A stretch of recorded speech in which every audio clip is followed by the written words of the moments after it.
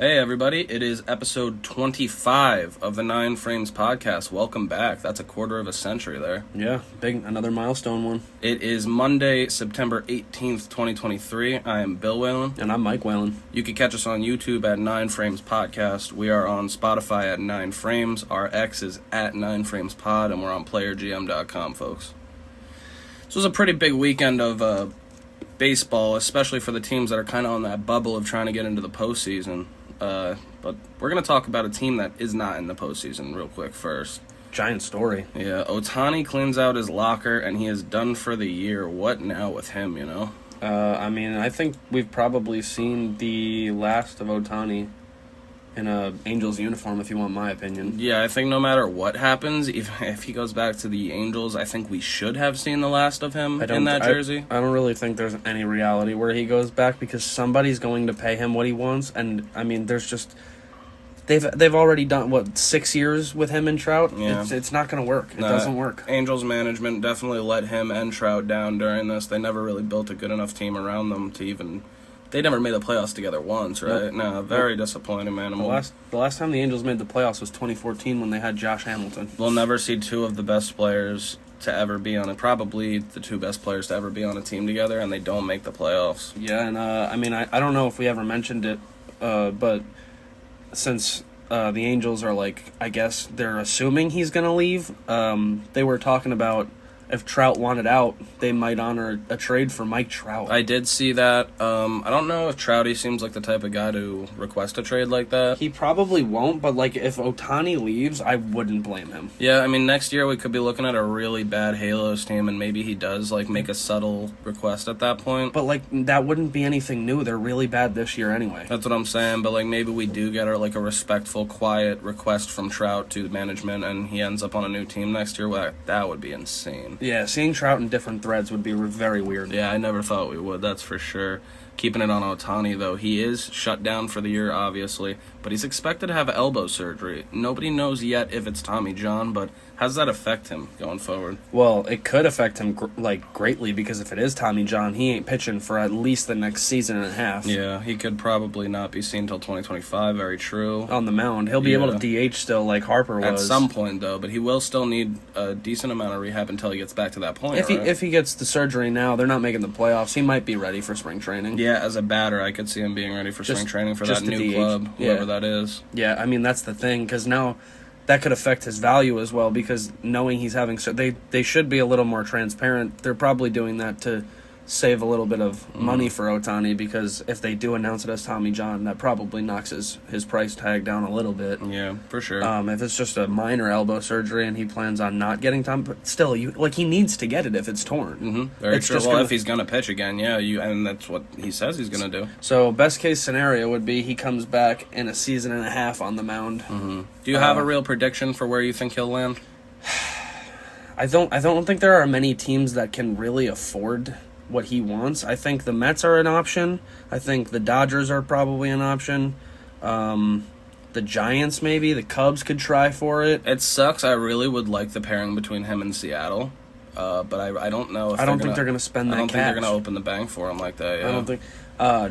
I don't think Texas can afford him. Probably not. They gave out some big contracts recently. So it would be really cool if you went to a team like Baltimore who opened the wallet, but they'll never do that. That's the thing. I think Baltimore's GM just recently said they just can't afford those big contracts compared to other big markets. So yeah, especially with all their prospects coming up now. Yeah, they're going to have to all pay them at the same time in 6 years. It's always interesting to hear the multi-billionaires say they can't afford some contracts, but right. As if having a good ball club doesn't pay for itself, because people are going to come every night. Yeah, and you're about to have a 100-win Baltimore club, but not willing to open the checkbook. Kind of rough. Kind of disrespectful to the game in a way, but for sure. But no, the billionaires like Steve Cohen who are spending money on players and trying to improve, that's the problem. I think we know where most people, at least reasonable people, lie on that argument. I think money in the game is obviously smarter than no money in the game. Definitely. Moving on over to some happy news, very happy news. The Cubbies, they get their ace back, I guess. don't know if it counts because of Justin Steele these days, but they do get Marcus Stroman back as he's activated from the IL, and that's a huge arm, no matter which way you paint it. Yeah, he ain't the ace of nothing, though. No, I mean, I don't know if he's the ace anymore just because of how great Justin Steele has been. I think maybe Schro would even tell you that himself, but obviously a number 2. I'm pretty sure they gave him a save opportunity the other night. Stroman? Yeah. Interesting stuff. I wonder if his arm or whatever what was he dealing with? Something. Maybe oblique, but I don't know. Whatever it was that he was dealing with, maybe it's not 100% yet, so he's kind of just easing his way back into pitching. But, I mean, the Cubbies could really use that right now. Yeah, definitely. And the last point of our intro, pretty crazy that this was what it was. Juan Soto hits his first grand slam yesterday versus the A's. Just goes to show how hard it is to hit a grand slam. You got to have, all the stars have to align. San Diego finishes off that game against Oakland to complete a 4-game win streak. They're now 6 games out of the wild card. Is that too little too late? Yeah, the Padres are done. Yeah, I think I agree as well, because I don't even really feel great about San Francisco's chances now that they're dropping these games. We only have about 12 or 13 games left, depending on which team you are. Yeah, so. four series. So, I mean, San Diego, I think you're done this year, maybe next year. Yeah, what are they? They're 6 out with 14 left. They would take an insane run. They'd have to basically win out, and they would need a couple teams in front of them to just completely shit the bed. Yeah, probably not likely. Yeah, I mean, the Cubs are shitting the bed right now pretty hard, but I don't think it's still 6 games, dude. That's a lot. They're dependent on too many teams, and I don't think it's going to work out for them. Yeah, there's too many teams to jump. Yeah, but folks, we'll get you into the big series of the weekend. We are going to start with what was a massive series in the NL East. Miami hosting Atlanta in a big test, I was saying. Yeah, this is not how I thought this was going to be going. Yeah, do they fold or do they stand strong versus baseball best team? Well, we'll get into it, man. Game 1 was the story of unanswered runs. This was all bulk spurts of offense. We were watching this game. It was a lot of fun on Friday night, I guess afternoon. Miami gets 4 off Bryce Elder early with an Arias homer, man. He's got a late-season power spurt. Yeah, it's kind of weird considering that he really didn't show much of that until, August, late August, mid-August maybe? That's his 8th of the year, and it's not the last time we'll mention his name in this recap. Brian De La Cruz gets an RBI single, and Jesus Sanchez gets a triple for his 3rd of the year to score another run. Berger gets a single, and they go up 4-0. There's those first unanswered runs, 4-0 lead for Miami. Pretty huge. Well, that's a fantastic way to start a series, man. The Fish came out hot. 3 in the first inning of the series. That's a tone setter. Bryce Elder's no slouch either. So, I mean, take with that what you will. Atlanta does what they do, though, and they do bounce back, man. They get 2 runs in the 3rd. That's a Michael Harris, the 2nd homer in that one, 17th of the homer of the year. He's having a year, man. Yeah, I mean, that's another guy. He started so slow, and then he just, around the All-Star break, he just has flipped a switch, and now he just looks like his Rookie of the Year self from another last year. One of those great early on catch-em Braves contracts that they hand out. Yeah, I don't really know why he would sign it, but he did, and it's going to benefit them for at least 7 more years, something like that. For sure. More. The Braves, their offense doesn't stop there. They get an Acuna sac fly in the 4th, a Rosario sac fly in the 5th, and an Albies single in the 6th.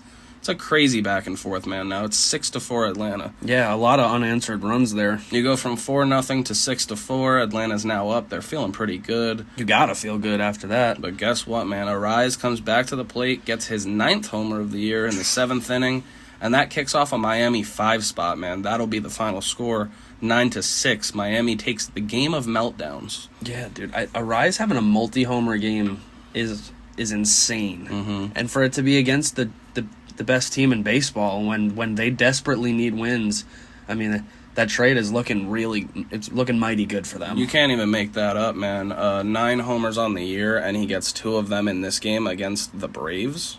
Yeah. I mean, baseball, you gotta love the storylines. 9-6 Miami win in that first game. Game 2, we'll move on over to that. Now that Miami's up 1-0 on this phenomenal opponent in the Braves, how does Game 2 go? They go with the young Jared Schuster for the Braves and a Brian Hoeing opener for the Miami Marlins there. Neither really pans out. That's 3 innings, 6 hits, 5 runs. 4 of them are earned for Schuster. And 4 1/3, 4 hits, 3 earned runs for Boeing. Yeah, both guys had absolutely abysmal first innings. The Braves answer, or they start the game with a 3 spot, and then the Marlins immediately answer with a 4 spot. That's just not. There's no pitching in the first inning. Worth noting, both starters in this game gave up 2 homers each, so it's a lot of power in this game. Yeah. The story of this game comes late, though. It comes in the bottom of the 8th. Kirby Yates and Mike Tonkin, they give up a 6 spot for the Braves in that. So, I mean, more of that really heavy, aggressive spurt offense that Miami's been doing lately. That 6 spot is a Jake Berger 2-run homer for his 32nd of the year, and Jazz Chisholm gets a grand slam for his 17th homer of the year. Miami wins that game 11-5. The biggest part of this is that it seems like the Marlins' season is coming down to these late innings, and now they're starting to put up huge spots. Like the 7th inning it was for the first game. This is the 8th inning. There's a 6th spot. I mean, you can't make that up. Because at that point, it's too late. They have 3 outs to work with after giving up a 6th spot. Yeah, what are they going to do? Tanner Scott ended up getting the win in that game after getting the save in the first game of the season, so his fingerprints are all over this as well. Timely hitting for a team that desperately needs it right now. Pretty funny, Miami traded for a closer, and their in-house guy is the guy who got that role. Yeah. Tanner Scott's been phenomenal. He has a 2.13 on the year. Yeah, he's been filthy this year. Sunday, Miami came in confident, Game 3. And there is not much to say about this game, man, so I'll make it kind of short. This was Morton versus Luzardo. Jeez. Miami kicked it off with 5 runs in the 3rd inning. Atlanta wouldn't score until the 8th inning, and at that point in the game, it was 14-0. Damn, so by the time an Atlanta Brave touched home plate, it was 14-0 Fish. I mean, what do you want to say about that? Miami wins 16-2 and completes an impressive sweep. They just beat the brakes off of them as a statement on Sunday. Like, just get out of our ballpark. Kind of a wild way for that to go. Coming into Sunday, we talked about it obviously off camera. We haven't had an episode since Friday. I thought the Braves were going to bounce back and make their statement on the way out. It was the other way around. It's wild. Yeah, dude, to be down 14-0. I don't think the Braves have experienced that in a long time. Maybe since remember that one NLDS game that Mike Fulton-Evich started against the Cardinals. They were down 10-0 in the first inning. Right, yeah, that's a brutal one. This is the first time since then that they've seen a deficit that large. Yeah, you get 6 earned runs from Charlie Morton, and the real ugly part is Derek Rodriguez comes out of the pen and gives up 8 earned runs. Pudge's son. 8 earned runs for Derek Rodriguez, man. That's an ugly day. Derek Rodriguez is on the Braves now. That's crazy. Yeah, I guess so. He's at a 15-19 after that, so Yeah. Well, it's not a good look. Yeah, it's not a great start. No, after that, Miami's now tied for the 3rd wild card spot with the struggling Cubbies, and they're a half game back behind the Snakes for the 2nd wild card spot. Yeah, and they're only a half game up on Cincy with San Francisco only sitting 2 out. Really impressive stuff to be able to sweep the Braves and keep yourself in it like that. Yeah, it's just really unfortunate what happened for the D-backs and Cubs for the Marlins. I guess in a way. I don't think this will wound the Braves too bad. I think they'll shake it off, but it doesn't feel great. No, anytime you get swept by a team in your division and it's not the second-place team, it hurts. And now they have to play the second-place team. Yeah, Atlanta heads home to host Philadelphia for a 3-game set. And it's worth noting that the hot Marlins, they host the Mets for a 3-game set. So, I mean, you got to keep winning those games because while Miami's a great team, they don't particularly play the Mets that well. No, they usually don't. That's actually one of the only teams. It's usually the Braves and the Mets who they've been struggling against in the division. But, I mean, if they're able to win against the Braves, they should be able to beat the Mets this year, right? Yeah, you would think so. Yeah, so, I mean, we'll see if the Fish stay hot as they start their beginning of the week set, and we'll see if Atlanta bounces back against Philadelphia, who also desperately needs wins as they sit just 3.5 up on the top wild card spot. That's not a given. No. Definitely not. I mean, it seems like people are locking them in for some reason. I'm not really sure why. 3.5. I mean, they're only 4 games in the playoffs. I will. It's not like they're not set in stone. On this podcast, for a while, we were saying that they were as well. We are catching recently that it's not that way. So much so. It's to their own fault. They're just not winning the games. A bit of a much. skid at the end, and we'll see if they bounce back against phenomenal Atlanta. Yeah, I'm rooting for the Fish. By the way, I hope they keep it up. Agreed.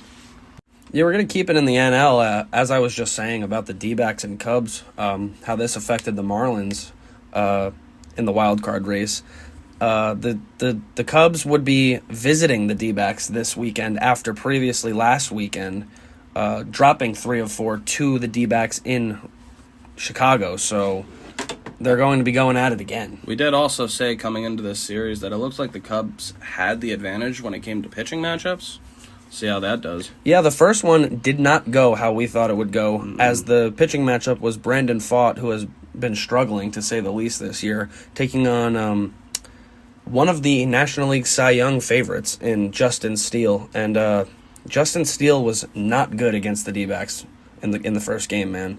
This is like one of the first times I've seen in a long time that he's allowed more than like 3 runs to score. Yeah, when you look at the line, you don't see more than 3 next to Steele's name this season, really at all, and there you go. You did this time. As he goes 6 innings, he gives up 7 hits, allowing 6 earned runs, with 2 walks and 5 Ks, and he just straight up got out-dueled by Fott. Yeah, a lot of base runners he gave up there, obviously a recipe for disaster, and that's kind of what happened here for the Cubbies. Yeah, so as we said, it was a 6-4 win for the Diamondbacks in the first game.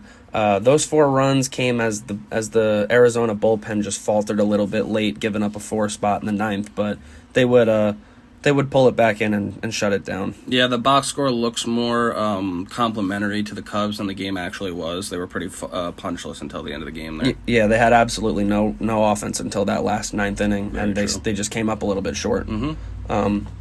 The second game was much more how you'd think it would go, between 2 teams that are, you'd think we're going to make the playoffs, but at this point, man, it's really a toss-up. It's such a toss-up in there. With 2 weeks left.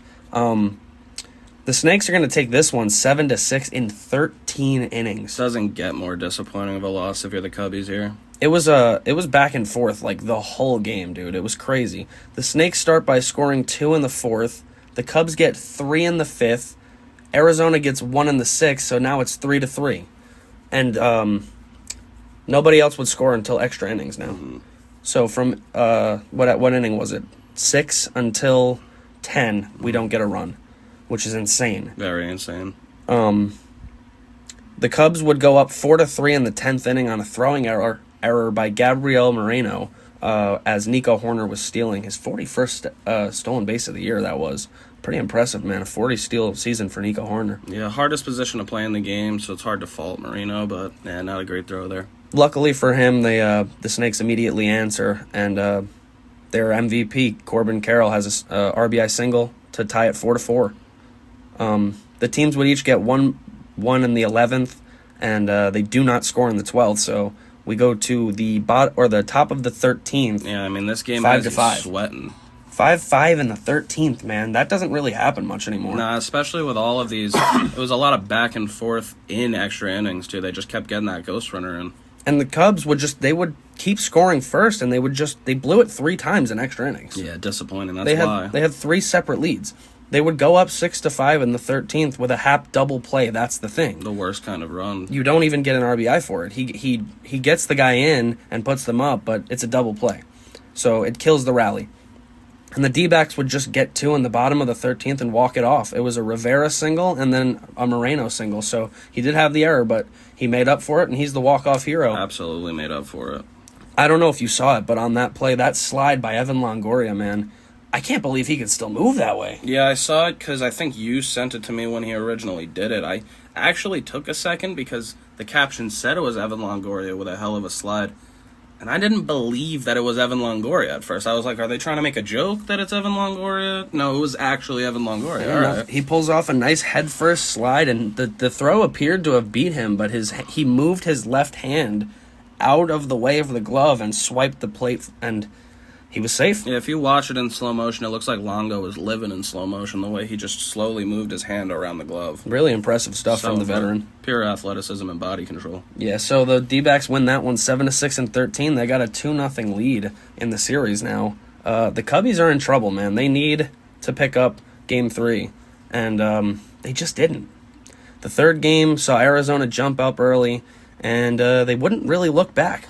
No, I mean, the 3 spot that Arizona put up in the first inning would have been enough to win, but they weren't done there. Yeah, so they go up, 3-0. Mm-hmm. The Cubs answer, they put up 2, and then in the bottom of the 6th inning, Ketel Marte hit a 2-run homer that would score Jordan Lawler, his 23rd of the year, man. He's having another great year for them. Yeah, so what basically happened in this game is both teams were fighting hard in the beginning, a 3 spot and a 2 spot, but the middle bullpen is really what lets the Cubbies down, and it doesn't do the same for the Snakes. And the D-backs just scoring late. That's what good teams have been doing recently to win the games that they've won. And a team that's fighting as much as Arizona and Chicago are, this series just looked like Arizona wanted it more. Yeah, absolutely. Arizona ends up winning that last game 6-2, like we said, and Oh, brother, that's a devastating sweep for the Cubbies, who are now on a 5-game losing streak and have won just 2 of their last 10 games. Yeah, it's not the right time for this this downfall to be happening, and they really need to. You said Stroman coming back, maybe it could kick it up, but Stroman, one of the save opportunity I was talking about was one of those extra innings in the game against the D-backs, and he blew it. Yeah, not an easy thing to put him in, not an easy situation to put him in coming off the IL. Definitely not, and he's usually he's got like a routine and everything. He definitely couldn't go through it. Yeah, it's worth saying, bro, the Snakes have won 6 out of 7 over the 2 weekend series that these teams played. Completely flipped the standings because of it. I mean, if these teams meet up in the playoffs, the Cubbies got to be shaken. Arizona could have did some real damage if they didn't lose 3 or 4 to the Mets, weirdly. Very true, very true. That was an odd down spot that they hopefully bounce back from here. Yeah, regardless, they jumped Chicago for that second wild card spot by a half game, man, and they're the Cubs are now tied with Miami for that last spot, and like we said, they're only a half game on the Reds and 2 on the Giants, so their spot is not concrete. No, it's worth noting also, though, that the Cubs are going home to have kind of a get-back series versus the Pittsburgh Pirates, whereas Arizona heads home for a massive series against the Giants, who are only 2 games out of the playoffs right now. Another big series, man. That'll start Tuesday. Yeah, I think it's a quick 2-gamer. They do a 2-game? Yeah. All right, well, that's going to be huge then. Yeah, I think it's Tuesday and Wednesday. Either one of those teams being able to take both, that's a huge swing. Yeah, I mean, that could literally put the Giants in the playoffs. So we'll definitely be keeping our eyes on that Snake-San Francisco series, be one of the biggest ones of the midweek frame. 100%. My final question on this little segment for you was, should the Cubs be worried? Yeah, I think it's kind of hard to say no.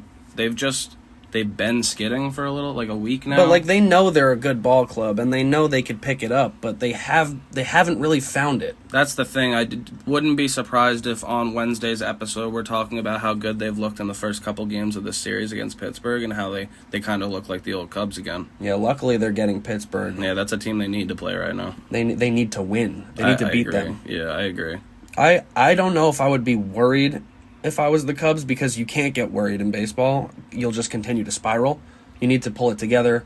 What they need to do is just look to whoever's going to be starting on the first game today. Who is it? I believe it's a Tuesday start. Oh, is it a Tuesday start? They start on the 19th. Okay, so they don't even have anybody announced, actually, either team right now, so they need to think about who's starting. It might be Stroman. It could be Stroman. I'm not sure. Maybe they were trying to ease him and get him an inning and extras there and then give him a full start against Pittsburgh here. Whoever it is, the Cubbies need them to pitch into the deeper into the game and give the bullpen a little bit of a rest after that last series with Arizona. Yeah, most definitely. The Snakes have Zach Gallen going on Tuesday, so we'll see if he can get his get back as well.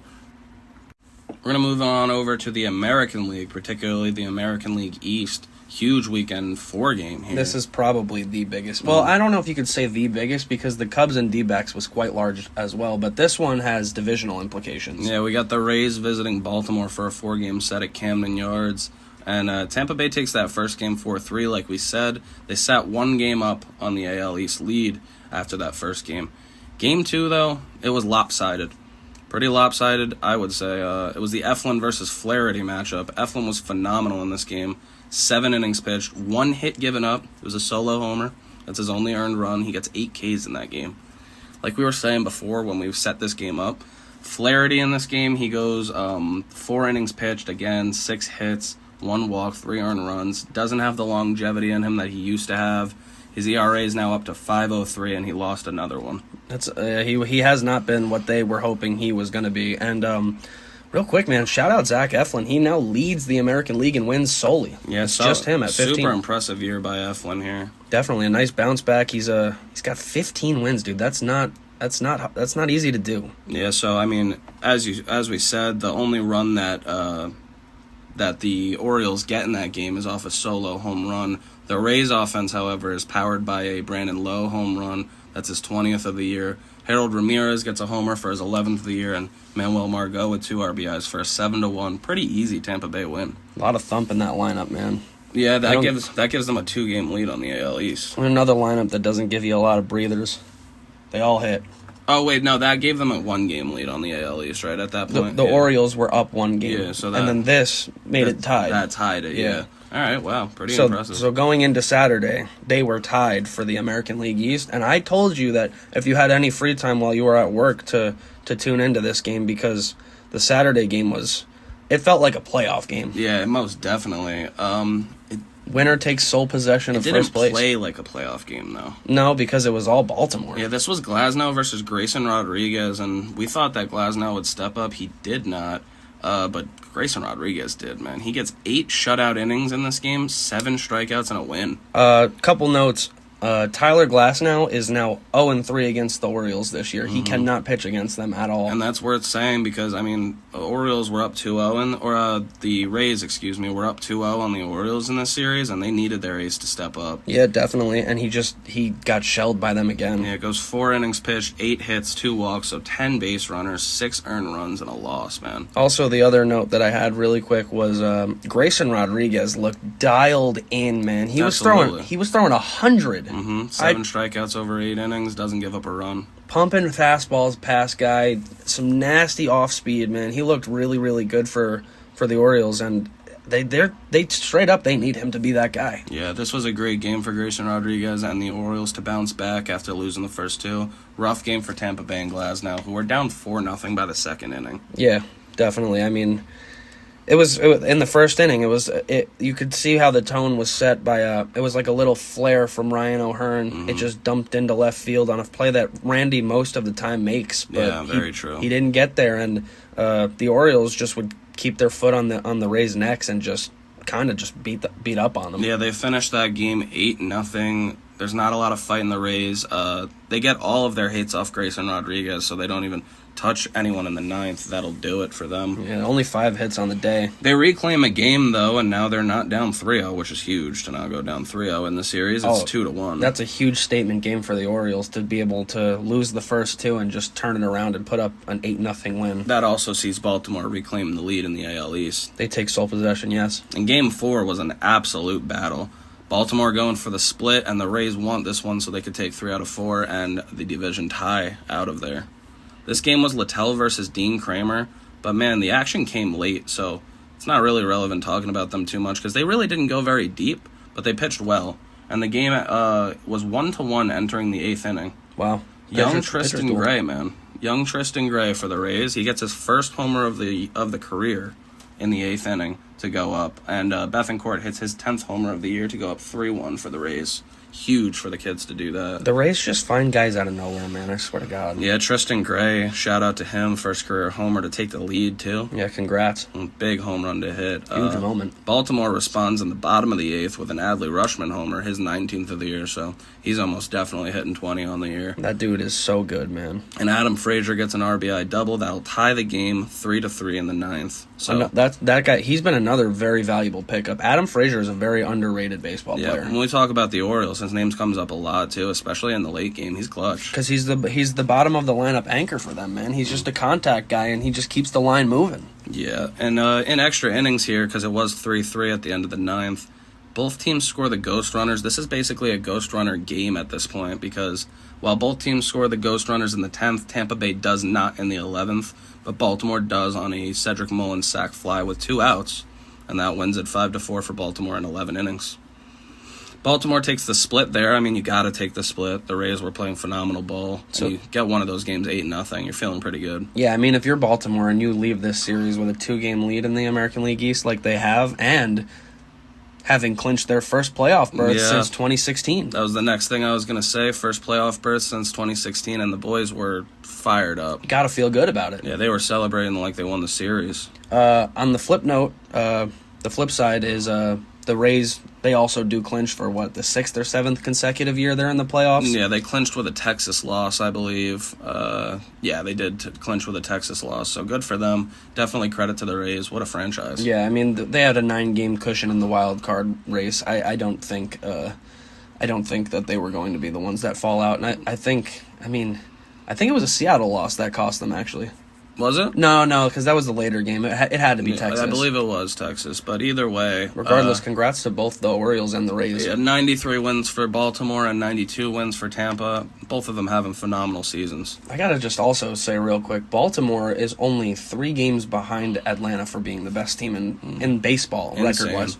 They're having a crazy run. Also worth noting, though, Baltimore does have 100 less runs on the differential than the Braves do. Well, yeah. The Braves have a 220 and the Orioles have a 120. Well, yeah, the Braves are cheating, so.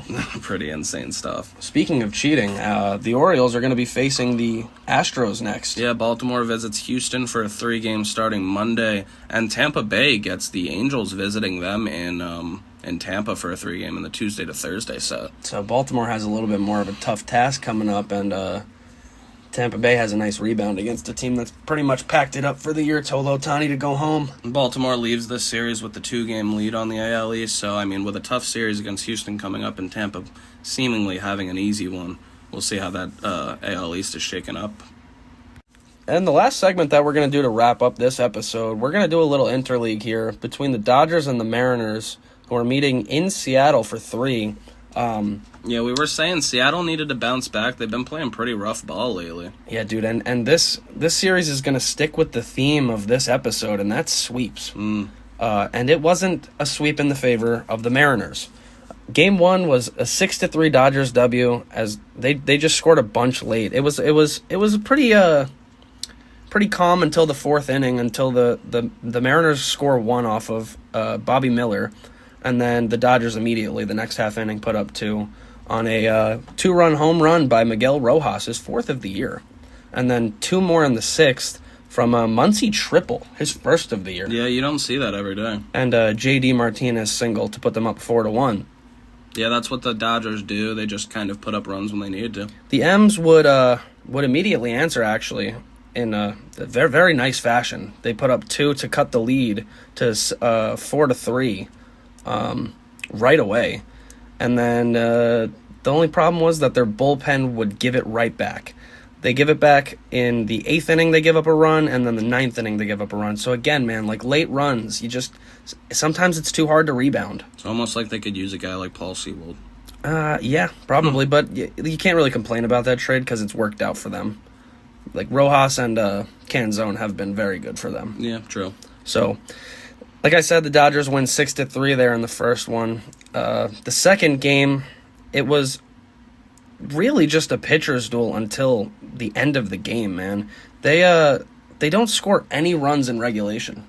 There's not a single run scored. It's 0-0 as it goes to the 10th inning. Yeah, so we get another game where it's going to end up being the back end of the pen. Late innings. Mm-hmm. The Dodgers would win this game 6-2, but it would be in the 11th inning.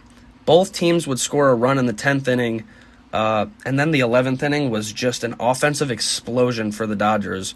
They put up a 5 spot, and again, like when you give up 5 in the top of the 11th, like what are you supposed to do in the bottom? And there wasn't much to do. You can't even. They did respond by putting 1 up to make it 6-2, but they fall 4 runs short and they lose the second game in pretty heartbreaking fashion, man. You don't give up any runs. You needed 1 run in 9 innings to win 1-0. Yeah, the M's end up only scoring their ghost runners, and the Dodgers end up scoring much more than that. Yeah, they put up a 5 spot, and it was ugly after that. The Dodgers are up 2-0 on the Mariners, and man, the Mariners have really been skidding. They didn't end, and they really. So a lot of the series that we talk about, if it goes 2-0, we say they need to that third game is where you need to stop the bleeding. Mm-hmm. The Mariners didn't do anything of the sort. They are down 4-0 in the second inning. The Dodgers just all over them this entire series, really. And then that's the only run that they're going to score is in the bottom of the second inning.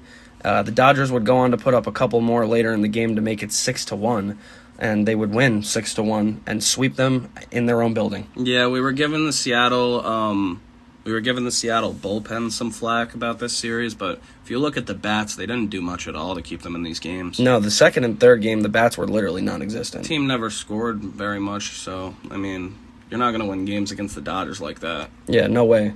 The Mariners, actually, really quick, the Dodgers, they clinched the National League West again. It's really no surprise. I mean, congratulations, obviously. Yeah, they seemed ecstatic about it. I saw them celebrating. Clayton Kershaw was double fisting beers. Pretty awesome. Yeah, they have a pretty sizable lead, so we knew that it was going to happen. It was just a matter of when, not if. But congratulations to the Los Angeles Dodgers, who win their, 7th National League West championship in the last 8 years? Mm-hmm. And the Mariners, man, God, they have lost 12 of their last 18 games, and obviously a 3-game losing streak as they get swept here. And somehow, luckily enough for them, they still only sit a game out of the playoffs in the wild card race and only 2.5 in the divisional race. Yeah, pretty crazy for sure. They've been playing some really bad baseball down the stretch, and it really hasn't put them too far back in the standings, which is very lucky. Yeah, no, so I mean, they're getting luck of the draw. A lot of tough scheduled teams, like specifically Baltimore's getting Houston again, so that'll keep them in the game. Lucky for them, they pull Oakland. They start a series with Oakland, so they need to win those games because that is probably the worst team in baseball. You need to take care of the wins against the worst team in baseball. Not this next series coming up, but the series coming up this weekend. Texas will be facing off with Seattle next weekend. See, that's going to be huge for the implications because then we're getting down to like the last, 2 series? Mm-hmm. Speaking of Seattle, they do play 7 games. Yeah, out of the last, 10? They play 2 of the last 3 series against each other. 7 games out of the last 10 games of the year are between Seattle and Texas, so basically guarantees Houston is probably going to win this division. Unless one of them dominates like the D-backs just did to the Cubs. And if that domination happens, the team that gets dominated isn't making the playoffs. You would think not, because I mean the Blue Jays are still right there. They're not out. I mean, they're in. They're the 2 seed now. Yeah, and they're probably going to benefit from how often these teams are playing each other as well. As long as they continue to win their own games. They start a series at Yankee Stadium starting tomorrow. But damn, Seattle, you guys need to wake up before it's too late. Yeah, you need to wake up, and you don't really have easy matchups to end this year, so this was a bad time to start your skid. Definitely, but they have time. They're only a game out. They can still make it. I don't feel great. I believe in the Mariners. I think they'll wake up. They got Oakland, so Oakland is the team that they can turn it around. We shall see, man. Do it for Macklemore. Thank you, everybody, for watching and listening wherever you do. This was episode 25 of the 9 Frames podcast, and this has been Monday, September 18th, 2023. I've been Bill Whalen. And I'm Mike Whalen. You can catch us on YouTube at 9 Frames Podcast, catch us on Spotify at 9 Frames, and catch us on X at 9 Frames Pod. We are also on PlayerGM.com, folks. We appreciate any likes, subscribes, follows on X. Yeah, just keep running up the support. We appreciate it, and we see it. And we will catch you for the Wednesday episode. We hope you guys enjoy the beginning of your week.